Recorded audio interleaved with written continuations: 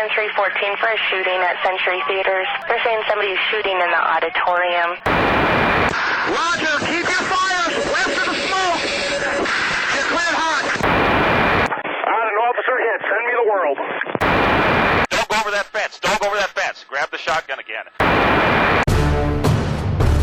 Welcome to Tactical Tangents.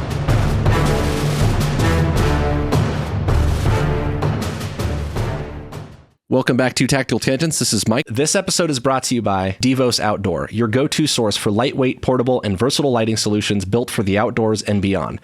Whether you need scene lighting for public safety emergencies or reliable area lighting for your campsite, Devos has you covered. Their LED lanterns offer variable outputs and color options with Bluetooth remote controls that provide a complete ecosystem of lighting in a compact and easy-to-deploy package. These lights are perfect for camping, hunting, search and rescue, crime scene processing, and nighttime operations. Devos optimizes your experience and alleviates your pain points with extra power banks, solar panels, and more. Devos Outdoor ensures that you have long-lasting portable lighting no matter where you are. Check out their lineup at Devos, D-E-V-O-S, outdoor.com or find them on Amazon. Again, that's Devos, D-E-V-O-S, outdoor.com. This episode was also brought to you by Loa Boots. Start your day off on the right foot with footwear that was designed for those who stand relentlessly in the face of adversity. I wear Loa every single day, for miles on canine searches and for hours on tactical operations in inclement weather. No matter what, Loa keeps me moving. Whether you run, hike, hunt, or fight, on the streets or out in the woods, Loa has the gear you need to help you conquer whatever challenges you face. Go check out their new line of trail running shoes at Loa Boots, L-O-W-A Boots.com, and get outside for some fresh air and daylight. Loa, for those who know where they're going and won't stop until they get there. So Jim is out of town on a work trip, and I am over here fielding a bunch of interest and social media posts and questions about the Minnesota ICE shooting. And I think there's plenty of people out there that are talking about that and can handle debriefing or deep diving that. And maybe someday when we have a clearer picture of what the investigation has shown, we can look into that a little bit closer. But it does bring up a bit of a pet peeve of mine, and we will come back to that one towards the end here. But it got me thinking, among other pet peeves, talking about law enforcement practices in general, and something that we're pretty huge on in this podcast, which is about critical thinking and good practices, best practices in a perfect world. I started thinking about a bunch of pet peeves, and I got a list. And so I'm going to share that with you. And these all boil down to critical thinking. At the end of the day, I am guilty of probably everything on this list on any given day. I'm not healed. I'm not cured from this. The idea here is to be mindful and intentional and deliberate in the things that you do at work every day. And I'm sure if you're not a police officer, you can apply things like this to whatever it is that you do. But the idea is, don't just be a passenger. Don't be on autopilot. We have a saying, or at least I have a saying when I teach things that are related to working on a SWAT team or in a tactical environment, that like no one gets to be a passenger, right? Everyone has a voice. Everyone has a say. Everyone gets to be part of the solution. And don't just kind of let things happen, right? You need to be proactive, or at least active, not passive, right? Don't just allow things to just occur. So related to that, I'm going to dive into this list of pet peeves, and they're in no particular order. So this isn't a ranking or anything like that, but I've put 10 together, and I'm sure there's countless more that I'll come up with as soon as I stop this recording. But hopefully this at least gives you some food for thought. The first one is just obsession with gear. People love throwing money at problems. And this is a common thing you see at all levels in law enforcement. Administrators, management, commanders love a solution to a problem that looks like a line item on a budget. And that doesn't come out of nowhere. It's because it's about solving a problem. And if it looks like we can take something across the finish line, often that boils down to the dollar amount that it's going to cost to accomplish that thing. But obviously, there's a lot more work to be done to actually making that an effective solution to a lot of problems. So when it comes to being obsessed with gear, people love an equipment, a hardware fix. We've talked about people, ideas, and hardware in that order on this show 1,000 times. And as a former recovering Gearo or Tackleberry or Ricky Rescue, whatever you want to call it, I'm here to tell you that with experience, you start to learn how to simplify things. And nowadays, I tend to value some degree of, I don't know if minimalism, I don't know if I can, in good faith, claim to be a minimalist, but at least reducing what and how I carry things to a point of being more lean and agile where feasible. Sometimes we got to throw on the heavy gear and carry all the stuff, and I'm here for it. I'm not saying that gear and hardware doesn't serve a purpose. There are several line items on a budget that 100% help us do our job, right? We just got a brand new armored truck at on my team, and that kind of thing is invaluable, and it's also very expensive. So just understanding that you need to see where it fits into the big picture. Where I see this the most on like an individual or personal level is when people trick out their guns. And frankly, a lot of the people adding all the bells and whistles to their guns, trying to modify all this stuff, half the time they don't shoot that well, to be honest with you. I had a conversation recently. My agency is getting ready to switch from Smith & Wesson back to Glock. And there's a list of people who, you can volunteer to get on the early list if you really are eager to get back to the Glock. Glocks are great. I shot them most of my career. We switched to Smith & Wesson. It's also great. No complaints. Whatever pistol they hand me, I'm going to learn how to shoot well. I don't really care, right? But I mentioned being happy with the Smith and in not any big hurry. And one of my buddies said, yeah, but I have noticed that I think the Smith barrel shoots a little bit more accurately or does not shoot quite as accurately as my Glock barrels. And I go, well, and this guy is a competitive shooter. He's one of the best shooters on our team by far. And I go, well, I'll tell you that barrel outshoots me. So I'm not at the point of splitting hairs on that particular side of the debate because it's perfectly accurate for what I'm capable of as a shooter. Now, at his level, that might be different. But again, a lot of people want to trick their guns out and put all these bells and whistles and stuff on it and modify it. And I just think a lot of times that's unnecessary. You'll also see people spend a lot of hard-earned cash on things instead of use the stuff that's just issued to them and otherwise works perfectly fine. Now, again, I've spent my own money on things as well that I carry. I'm not saying that I never do it or that I wouldn't do it again. I'm just saying to be really intentional and think about how every piece of gear really helps or hurts you and be deliberate about where and how we carry it. Where and how we carry it is a big one too. This is one of my, when we talk about pet peeves, this is actually the pet peeve that I was trying to lead into with this, is I see a lot of people carrying their pepper spray on their duty belt in law enforcement at my agency, and they have it upside down, the pouch for their pepper spray upside down. And I think the idea here is that when they pop it open, it'll like fall neatly into their hand. Someone somewhere had this like really slick idea, and it made it out to the academy when people were setting their belts up. And I think a lot of people just saw it and copied it because they're like, oh, that's pretty slick. Like I can pop open my my OC, my pepper spray pouch, and it'll just fall neatly into my hand. Now, this is my critical thinking point. This is the discussion, really. How many times, and I ask people sometimes when I see someone with an upside down pepper spray pouch, I go, hey, how many times in your career have you had to quick draw that thing? Because I can't think of any. I've never in my career felt the need to like quick draw my pepper spray. And even if I did, like, pepper spray works okay on dogs sometimes. Even if I felt the need to quick draw it, I don't know that it's hindering me that much to just have it upright. More often what I see is people whose pepper spray pouch is unbuttoned and they're just asking for that thing to fall out and just either lose it or they sit on it in the car and they spray pepper spray everywhere. I just don't understand where that idea came from. Someone thought it was a good idea. And I guess if it is something that you get out in a hurry that often, sure.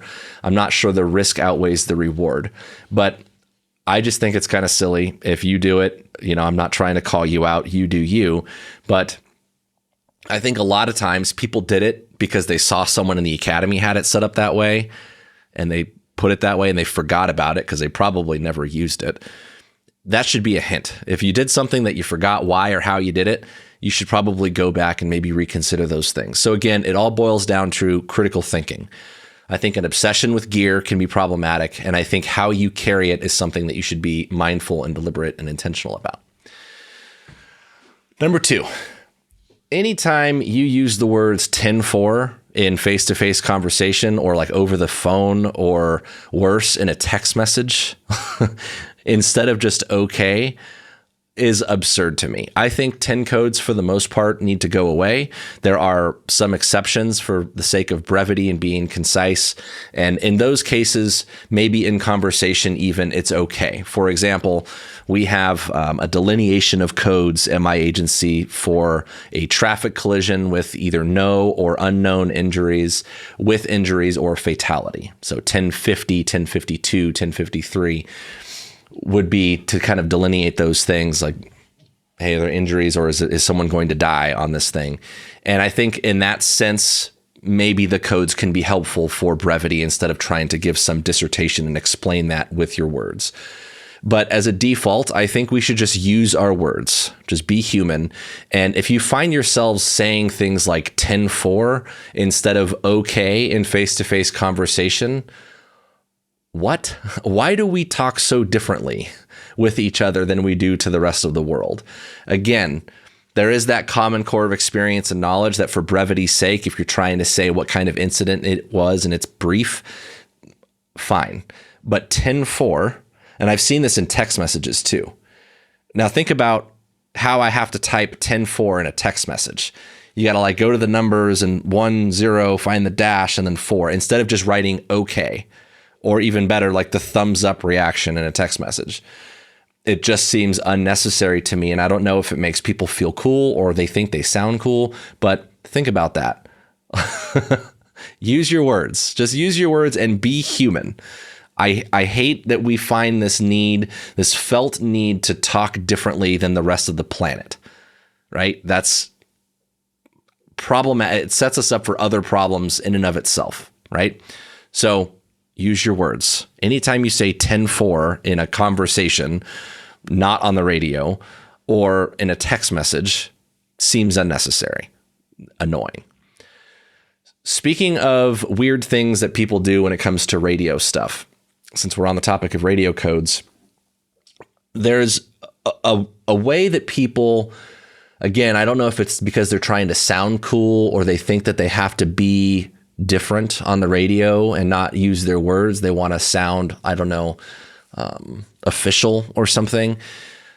They'll come up with weird things, right? And one of them that I've heard a lot is common spelling. So they'll say they want to run a name on the radio to check if they're wanted or if they have warrants. And they'll say like the last name is Smith, common spelling, first of Brian, common spelling. Again, that seems useless to me. If I have to specify that it's spelled commonly, it assumes, one, that we have the same common frame of reference for what that spelling is. And two, if it is so common, then why would I have to say so? If the last name is Smith, I think that's pretty straightforward. You could just say Smith. And if for some reason it was spelled weird, then I can specify that. At best, it assumes that we spell something the same way. So as an example, if I say first of Brian and it's with a Y or with an I, if I have a relative or a family member, someone close to me that spells it one way or the other, I might assume that is the common way. So if it truly is common and there's really only one way people tend to spell it, then you probably don't need to say so. And if there is a weird way to spell it, then you can specify it's Brian with a Y. I don't understand why we have to throw extra words at this. And it's funny because in the sense of trying to be brief or concise, sometimes they'll say last of Smith common, first of Brian common, instead of common spelling. So like we want to cut words out to be brief, but we're still adding words that are unnecessary. Just use your words. Talk normal. Just talk on the radio. You don't have to sound funky, right? There is a time and a place to use things that are brief or whatever, but that's not it. I just don't understand things like that, right? Other weird things that I hear on the radio that kind of drive me nuts. There are circumstances where we want to let everyone know what's happening. Give a briefing on the radio, like, hey, stand by, I'm going to give you an update on this call or on what's happening. But then there's times where people just want to process things out loud or like do storytelling. instead of giving direction, right? So they'll come up and they'll say, oh, the witness is saying that he did X, Y, and Z. And it's like, well, unless that's helping me catch the bad guy, that can go in your report. I don't need to hear that right now. So try to delineate when you're getting on the radio between distracting details and giving direction. Again, it's one thing to give situational awareness, like give some sort of briefing and say, hey, this is what we're working. This is the objective. That's fine. But I think a lot of times what happens is people have this urge or this felt circumstance where they think they have the most important things to say. And most of the time that's unnecessary. So take a moment and pause. We stole a saying from MJ the Marine, who's been on the podcast, push to talk, not to think. So process the information that you're getting and think about what it means in the grander scheme of things, and then get on the radio and say what you need to. The radio should be used for things like giving direction, establishing command, incident command, being clear about what the mission or the objective is, and only speaking up when it contributes to that stated or understood objective. If it's catching the bad guy, if it's getting help to injured people, if it's trying to contain a problem. One of the things when it comes to getting on the radio and talking a lot and saying weird things that I think is important is to remember the importance of implicit communication and teamwork. Not everything needs to be stated out loud. If you hear a situation that's unfolding over the radio, there comes a time and a place where you just need to show up where you need to be. If you hear people going to the front of the house and you're trying to surround and contain the problem, if no one said they're going to the back, just get to the back, and then you can say, the back is covered. Related to this is getting on the radio to talk a bunch instead of just dealing with the problem. Jim said on a recent episode, don't drop the airplane to fly the radio. And I think this is really important. One of the things that happens a lot in my situation, in my assignment, is I go out and I look for people who have run from the police with my police dog. And inevitably, I will take a cover officer with me, a lethal cover officer, because it's a lot harder to shoot when you're holding a dog on a leash, right? So I take a cover officer with me and we go out and we start searching the neighborhood for whoever ran from the cops and is presumably hiding somewhere. And at times, let's say we find a guy and he's hiding in a shed. The dog alerts to the shed and I go, hey, he's in the shed. And we go to a position of cover or concealment. We try to call the person out to us.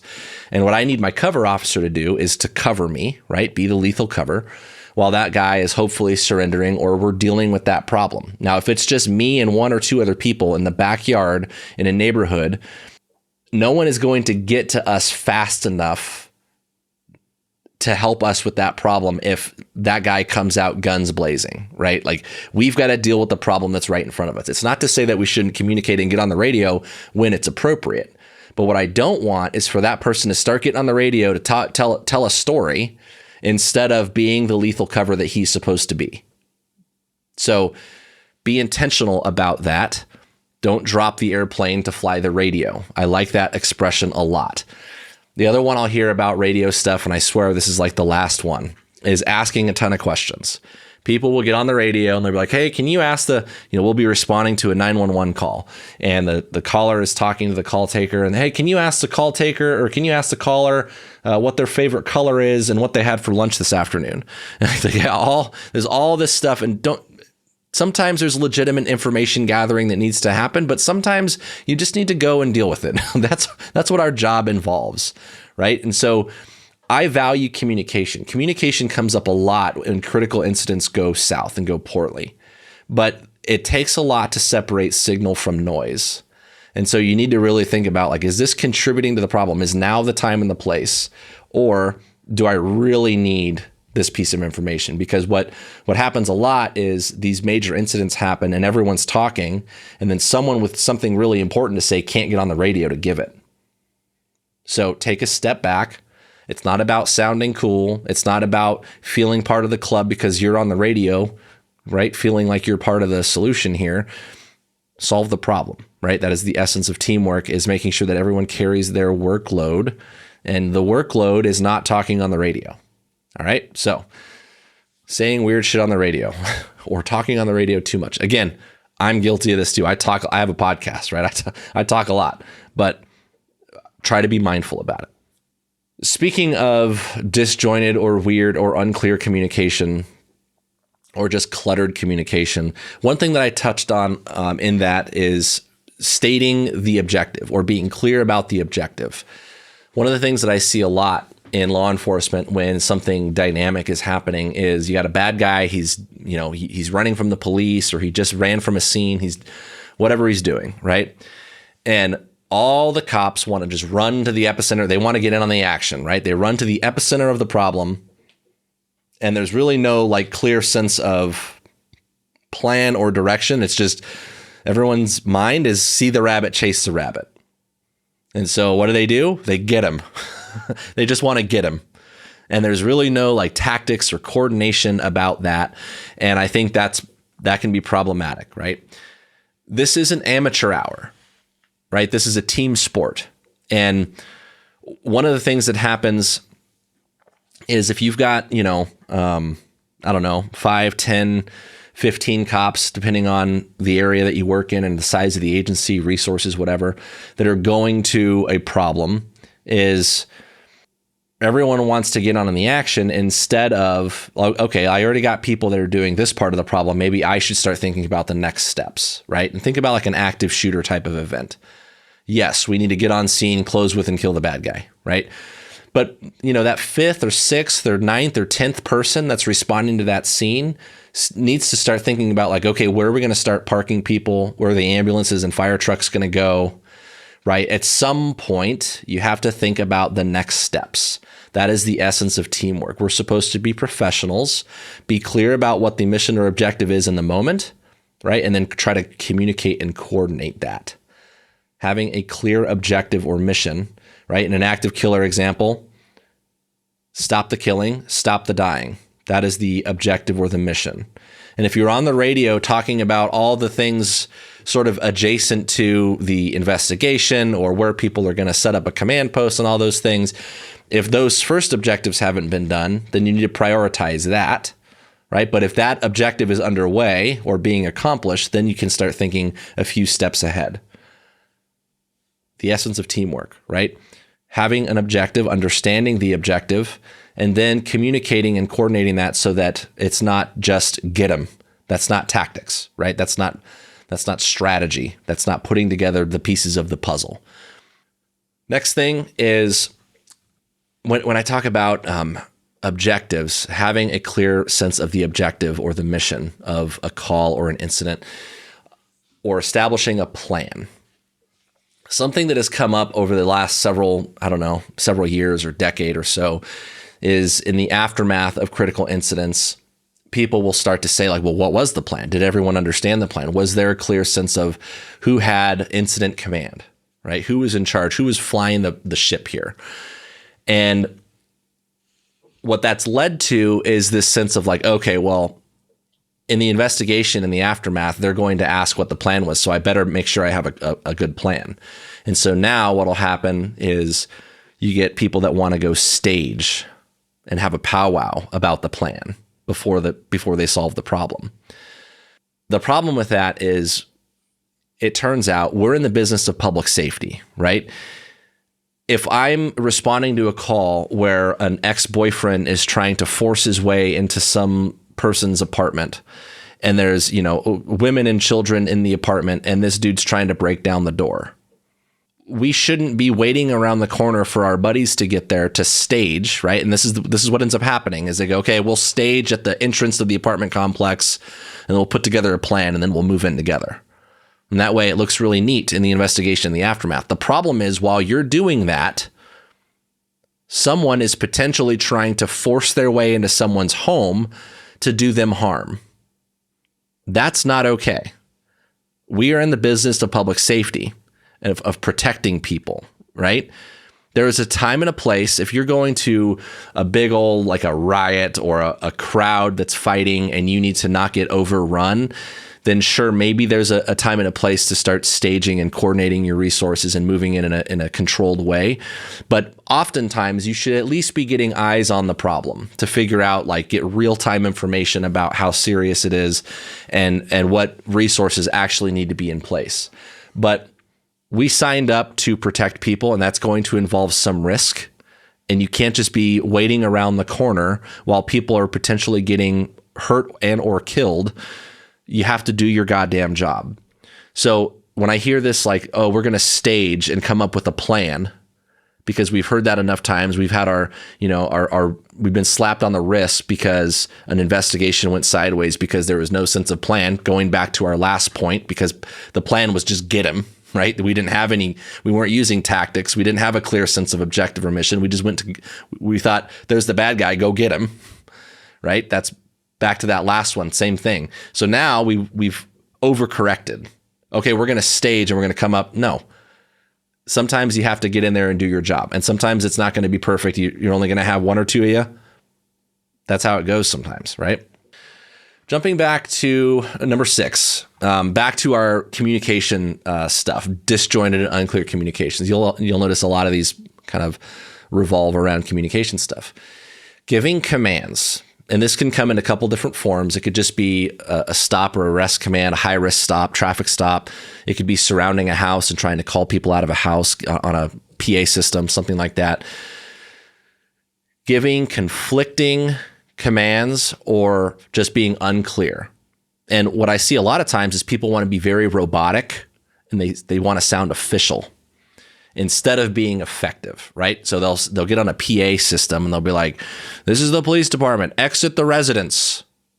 Instead of come out of the house, they have to say exit the residence. Why? Because it sounds more official, right? In their minds, it sounds more professional. But also what it does is it sounds a lot more robotic and maybe less personal. And it can be kind of ineffective in the sense that if someone is in there panicking, because they're like, oh shit, I got caught. Like the police are outside and now I don't know what to do. Like sometimes the best approach is just to be like, hey, so-and-so, this is the police. We know you're in there. You're surrounded. We're not going to go anywhere. I know this might be scary to you, but I can guarantee your safety if you can just come out the front door, make sure you have nothing in your hands and follow the instructions of the officers outside. You don't have to sound like a robot, right? It's still professional. But you build a little bit of rapport that way. You make yourself sound human. And at the end of the day, that's probably going to be a more effective approach. The other thing that you see related to this is when people give conflicting commands. And this comes up a couple different ways. One is more than one person gives commands, and we're not on the same page about what we want that person to do. The other one is we're just saying things kind of on autopilot. We're not being intentional about it, right? We're just yelling. And so you'll say stuff like, stop, don't move, show me your hands, get on the ground. Well, which one? I can't stop and not move, but also show you my hands and get on the ground all at the same time. Right? Those are conflicting things. So do you want me to stop and not move? Do you want me to show you my hands, which involves moving my hands? Do you want me to get on the ground? Which one do you want me to do? Right? It's okay to just say, stop right there, don't move. And then think in your head about what we're going to do with this person and then give them the instructions, right? Okay, now what I want you to do. Now, part of that is if you understand what the plan of the objective is, which is to arrest somebody, we're going to try to call someone out of a car or out of a house and take them into custody. That's the objective. Now we come up with a plan. All right, I want to take them to, the front or back of this car. We're going to bring them out this way, down the driveway to this location. We have some kind of surrender or arrest plan. We have to have that in our head. And where this happens a lot is we're thinking about all these other contingencies. Well, what if he runs? What if he, comes out and does this? What if he has hostages inside? And, we're thinking about all these other tactical outcomes. It's like, well, what if he actually just gives up? What should we do with him then? That's something that you need to have a quick conversation about and be on the same page, right? So being clear in your commands and not giving conflicting information, more people talking at once than necessary, that sort of thing when you're making an arrest, that is pet peeve number 6. Number 7, I mentioned talking on the radio instead of dealing with the problem, right? And we use Jim's expression, don't drop the airplane to fly the radio. There's another analogy we stole from aviation. That's aviate, navigate, communicate. Related to this is keeping two hands on the gun. I've seen a lot of cases where, whether it's with a pistol or a rifle, people will need to communicate with their teammates, and they're just complacent. They just kind of hold the gun with one hand, right? Instead of keep two hands on the gun, which is what you should be doing. Or two, they're talking with their hands. They're pointing and directing at things instead of using their words. You'll also see them do this with their eyes. They'll talk with your eyes. They got to look back at whoever they're talking to instead of keeping their eyes towards the threat areas. So talk with your words and your ears. Keep your eyes forward on those threat areas and keep two hands on the gun. And it's human nature. I've done it. We're all guilty of this. It takes discipline. And sometimes we have to remind each other. You'll hear me remind people all the time. And doesn't mean I'm not guilty of it too. I have to remind myself. We should be helping each other out in that way. If you felt the need to take a pistol out or to carry a rifle into a problem, you probably did that for a reason. Don't forget the reason. Be ready to shoot well, and you shoot best with two hands on the gun. Eyes forward, right? While we're on that, number 8, when it comes to pat downs and or you might call it a Terry frisk, right? Checking people for weapons. One of my pet peeves that I see a lot is complacency during that kind of contact where they go, hey, do you have any weapons on you? I'm just going to pat you down. And they start using both hands to start feeling around the person's pockets and waistbands. And often what they do is they break their posture, right? They bend over at the waist. And the person that they're patting down will kind of put their arms either out to their sides or up in the air with elbows really close to the officer's head, right? Instead of having good control of the person, good positioning, good posture. And what I would ask to those people when I've seen this 1,000 times, right? What I would ask those people is, if you're driving down the street and an armed robbery occurs, the call comes out and they're like, hey, this guy just robbed someone at gunpoint. And as you're getting into the area, you see the dude matching the description to a T. That's like right in the proximity of the crime scene, right after it happened. He's walking away from that location, and that guy matches the description that the caller gave almost exactly. And you go to stop that guy. You're probably going to position yourself in a pretty like high level of readiness, right? You're going to detain him at gunpoint. You're going to give him very clear instructions. You might even wait for another person to get there before you go hands on with them. And then as you're taking them into custody, you're going to pat them down and check them for weapons, assuming that they're compliant and all those things, right? Now, alternatively, if you're on a traffic stop and someone's giving you the kind of funny feeling about like, is this really this? He doesn't have an ID. Are we really sure he's saying who he says he is? He's acting a little bit nervous. You pull that guy out of the car, and just as a matter of practice, you go, I'm just going to check you for weapons real quick. And you have a different posture, different approach. Why? Why are you doing it any differently? Now, I've seen way too many people miss guns on pat downs. Do you realize how crazy that is, how dangerous that is? There was a video just circulating around on the internet of someone who was armed. I don't know if it was in a police station or a police car. I can't remember. But a gun was either, I don't know if they did a pat down at all or if it got missed, but they pulled out a weapon wherever they were in custody. That's crazy, right? That's incredibly scary and dangerous. And it's preventable, right? Now, I'm not throwing shade to anyone who's missed something on a pat down. Just understand it's a big deal. And by the way, checking that person for weapons is still a Fourth Amendment search. So if you are at the point in your mind where you feel the need to check someone for weapons, you should be doing that for a reason and treating it real. You should have the same posture and level of readiness anytime you do that. Right? All the time, be on that high alert, because this whole like, oh, well, I'm just going to do it as a matter of practice, matter of routine. Well, if that's the case, can you really justify that? Because you need a legal reason to do it.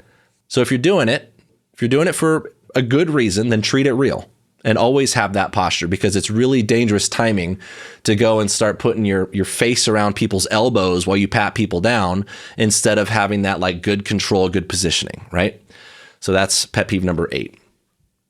Number 9, speaking of searches and legal stuff, one of the things that I keep hearing and seeing a lot out in the field is people who go do these like protective sweeps or welfare checks in houses.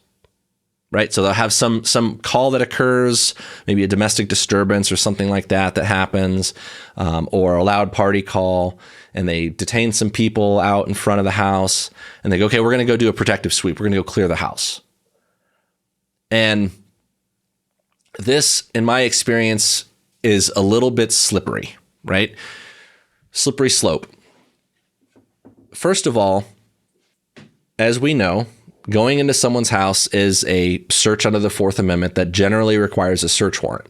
And there are exceptions to the warrant requirement, right? Among those exceptions is a protective sweep.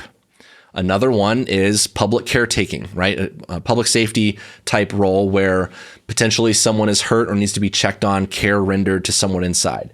Those are two legitimate exceptions to the warrant requirement.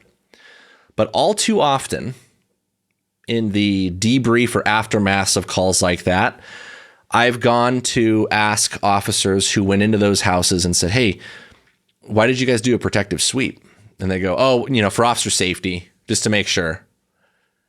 All right. Well, anytime you justify something under the umbrella of quote unquote officer safety, you still need a legal justification.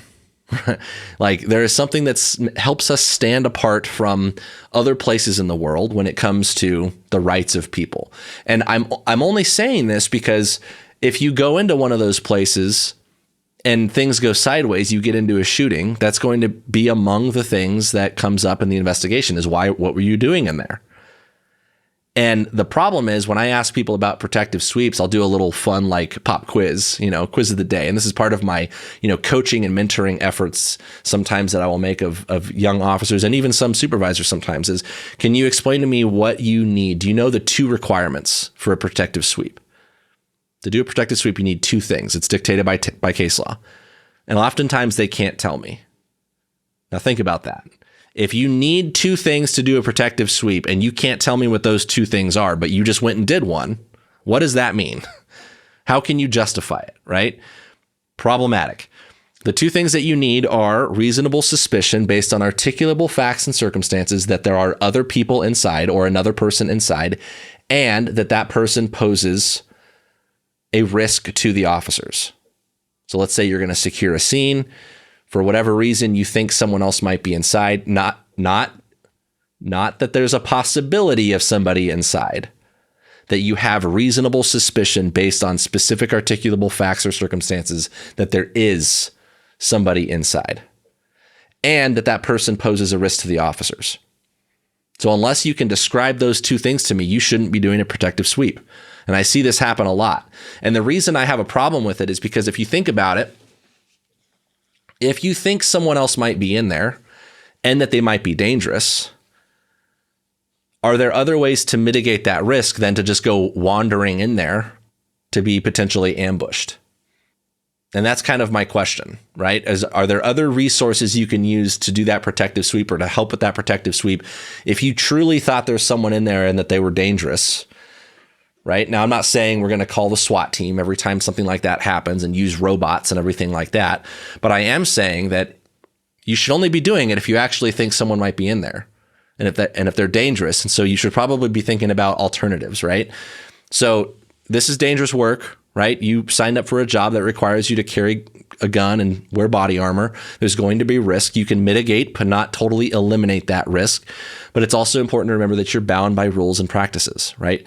The check welfare thing, public caretaker, right? This is a little bit more nuanced in terms of, I'm going to go in this house to make sure that no one is hurt. But it is still an exception to the warrant requirement that still requires you to be able to justify that. What makes you think someone in there is hurt? You can't just, I just need to make sure. I just want to make sure, right? You need some stimulus or something to point to that suggests that you need to go in there. This was a conversation I had one time about a guy involved in like a gun pointing incident that was drunk. He was out in his front yard. He had a rifle, maybe pointed at someone, maybe popped a couple rounds off into the air, and he was drunk and belligerent, went back inside, and supposedly there are kids in there. And one of the people on the scene said, well, we're going to have to go in because like the kids are in there. And I go, well, okay, let's say this guy is a family member of the kids. He intends no harm. Yeah, he's drunk and belligerent. I'm not saying he's a nice guy to the rest of the world, but probably means no harm to them. Or we're gonna go in there and force ourselves into a confrontation with an armed man because the kids are in there and could be in danger without anything suggesting that they are in danger. You need some stimulus to point to say, like, proof positive, this leads me to believe that someone is in danger. There's blood trail leading inside. Shots were fired outside going into the structure, right? There needs to be something to point to say that, like, oh, I think someone might actually be hurt in there, not just the raw possibility of it. And again, I say that through the lens of, I don't want to leave anyone hurt. If I feel the need to go in there and check, I'm going to take the risk and check. But you should be very deliberate in making that decision, because whatever follows potentially runs you into trouble, right? This has come up in case law as well. There was an officer-induced jeopardy case that the Ninth Circuit ruled, the officer put themselves in this position and that provoked the lethal force encounter, and therefore it wasn't justified. The Supreme Court overturned that and said, no, what led up to it isn't necessarily the factor. They were still justified in the moment that they used force for what happened.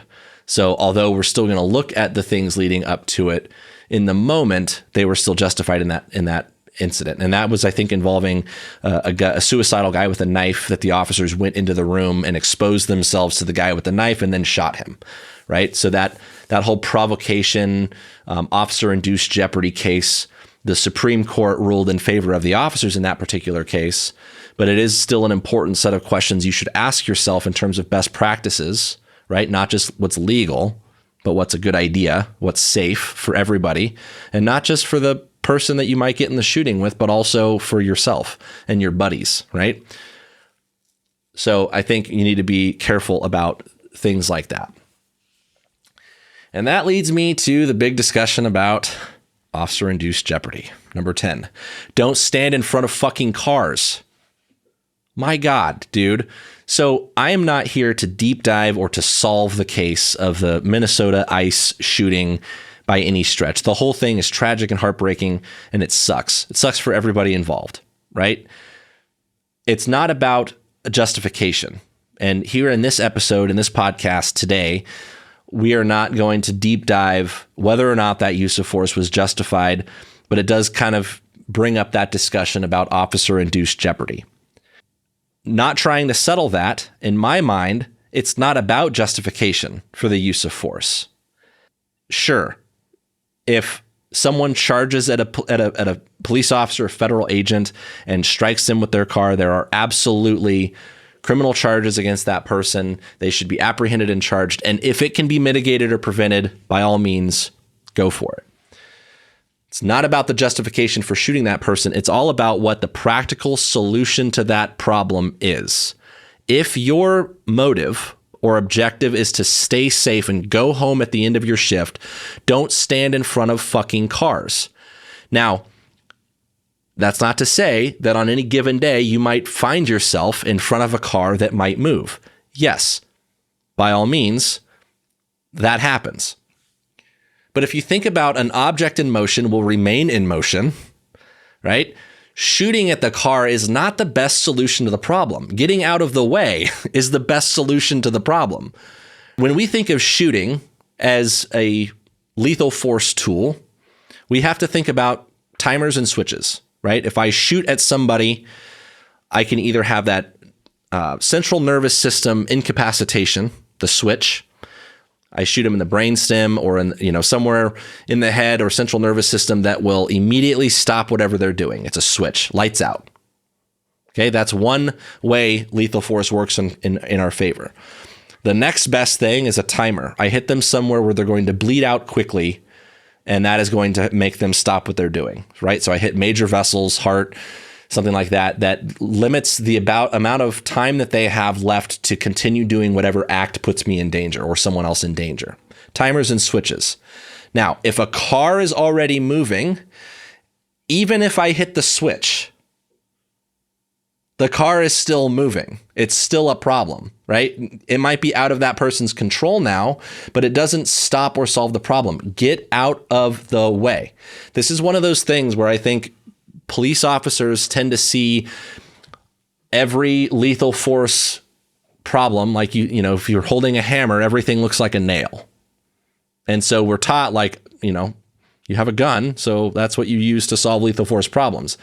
And again, if your objective is to remain safe and there's a car coming at you, movement is the thing that's going to save you more than anything, not shooting, right? Now, there's times and places where with enough standoff as a car's charging down the road and maybe, then there's time to employ lethal force via firearm and stop them from whatever they're doing, right? With appropriate standoff, that could be the case. But if you look at videos like stuff like this played out where you're standing right in front of the car and they're turning and making there's this big discussion about which way the wheels are pointing and blah, blah, blah, blah, blah. At the end of the day, just don't be in front of the fucking car. And if it starts moving, get out of the way.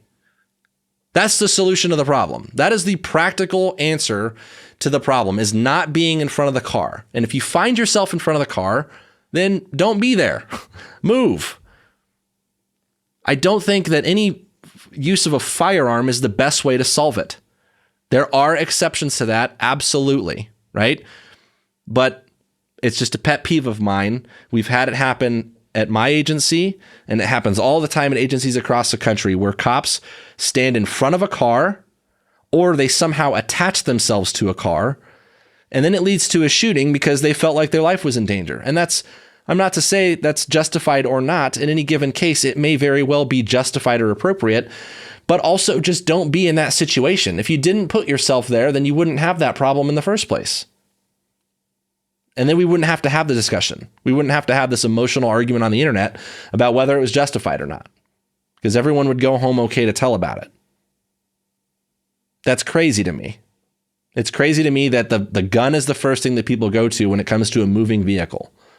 That is not the best solution. So again, little list of 10 pet peeves that I have. I'm sure there are more. Hopefully you found some of them useful. I'll kind of recap them for you just real briefly. One is, don't be too obsessed with gear. Use critical thinking in terms of how you carry and where you carry and what you carry. And remember that gear is not going to solve all your problems. It's the brain behind the people using it. Number 2, use your words and be human. If you say things like 10-4 in casual conversation, you're weird.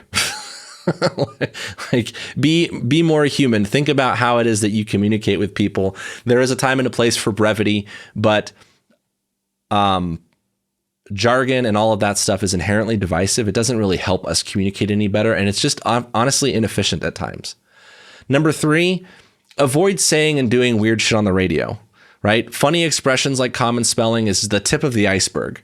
But more importantly, if you're just talking to give a story, like storytelling, the radio is not a place for that, right? The radio is a place for giving direction, establishing your objective or your mission, establishing command, and remember the importance of implicit communication in your communication. Number 4, disjointed or unclear communication when it comes to how to execute whatever mission or objective we have in mind. Right? Having some sort of plan is important. Using good tactics and decision-making is important. No one gets to be a passenger. We're supposed to do this as a team. Get him is not a tactic. So use good tactics and have some sense of guidance or objective when you are going to move in and close with somebody. That being said, the other end of that spectrum, or I guess pendulum, is number 5, which is, you don't get to just stage and wait and have a perfect plan. We're in the business of public safety and we have to do dynamic things sometimes. So don't wait around the corner while people are in danger to figure out how to perfectly solve this problem. We signed up to do a dynamic and dangerous thing, and sometimes we got to go do it. So yeah, have a plan, have an objective, but be quick and concise about that and then get in there and do it. So kind of 4 and 5, they're a little bit related, right? About good tactics and having an objective and a plan, but there is a balancing act that has to occur.